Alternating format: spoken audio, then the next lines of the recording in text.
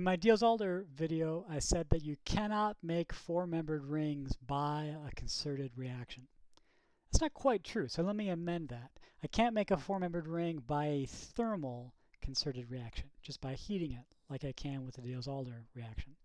And the reason I can't do that goes back to this orbital picture, right? So I said that because the orbital symmetry of this highest occupied orbital doesn't match the orbital symmetry of this lowest unoccupied orbital, then I can't have a reaction. It turns out, though, that light is a way around this problem. If I shine light on an alkene like this, and so I need a chromophore here, so my double bond makes this able to absorb a UV photon. But if I do that, now essentially I'm taking a electron from this orbital and promoting it up to the next higher orbital. And when I do that, now I'm matching this partially filled orbital with that filled orbital, and those symmetry elements are the same. So under light, this actually works, and I can make a four-membered ring like this, again, by a concerted mechanism. This is a good thing to know because synthetically, there's not a whole lot of other ways to make a four-membered ring. They're really unstable. For SN2 reactions, the orbitals don't quite line up, and so it's very, very difficult to make a four-membered ring really by any kind of ring closing reaction. But this works. This is a really good reaction to know. Again, it's just alkene plus alkene, but one of the alkenes needs to be able to absorb a photon. And so I need some kind of conjugation element to make it such that it can absorb that photon. The other one can have a chromophore, but it doesn't necessarily need to have one. And here I'm getting different stereoisomers because that alkene could add either way, front to front or front to back, I guess.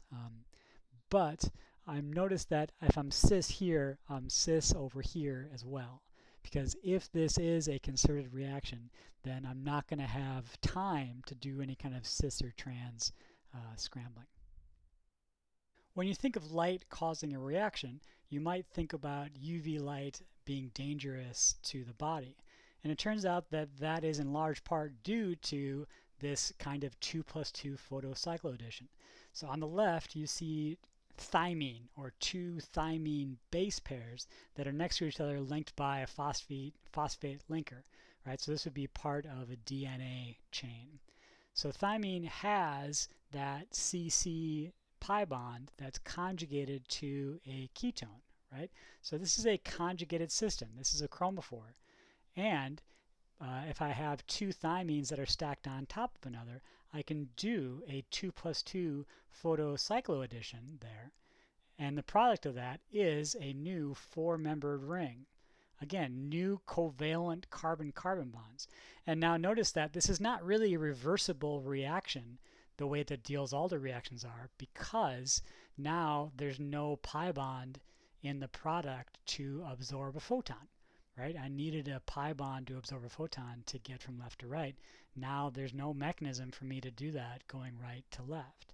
And so to break up that four-membered ring, I need actual enzymatic activity. So your body has an enzyme called DNA photolyase that's able to help this backwards reaction go. And there's some mechanism that near UV light can do it, but really your body relies on enzymatic activity to go backwards. That's part of DNA repair. And so this is how light can cause skin cancer, because when you mess with DNA like this, you mess with transcription, you mess with the cell cycle, etc. And so 2+2 photocycloadditions is not only important for the synthetic chemist to know, it's important for biochemists to know, and it's important for any kind of beach goer to know. So next time you're out in the sun, just think about your skin molecules dimerizing like this under UV light, and then having enzymes come up and repair the damage. Wear sunscreen, kids. Here's another fun example of how synthetic chemists have used the 2+2 photocycloaddition. So this is a few decades old now, but if you take that very complex polycycle on the left and shine a UV light on it, in very, very high yield, I'm able to take those two alkenes and make a new four-membered ring. So it's a little bit hard to see, and I had to stare at it for a while, but I'm pretty sure that our new bonds are the two bonds that I have the red arrows to.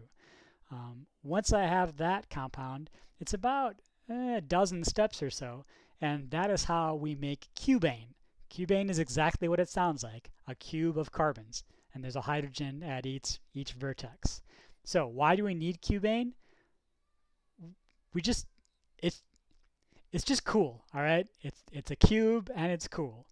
And yes, if someone were to ask a funding agency to fund this in 2020, the answer might be no.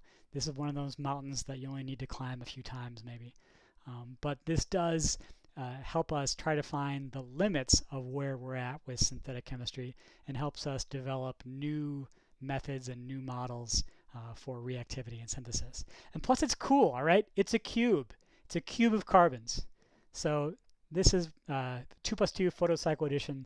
Very cool reaction. Way to make four-membered rings, which is hard to do otherwise, and can sometimes help us make a cube.